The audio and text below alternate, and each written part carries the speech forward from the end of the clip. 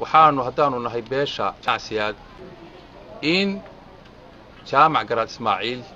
oo ahaan jiray garaad beesha u ahaan jiray beeshu inta badan ay kala noqotay ama total ay kala noqotay garaadnimadii uu hayn jiray aanu matalin beesha jacsiyaad isagoo garaad aanu matalin horena kalsoonidii waa loogala noqday odayaashan iyo waxgaradka meesha isugu yimina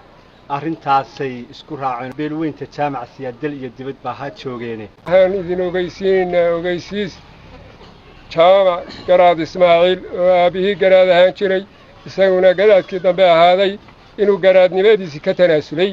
annana aanan ku kalsoonayn inaan lagu soo dhoweyn karin magaca jacsiyaad garaadnimo shakhsinimo mooye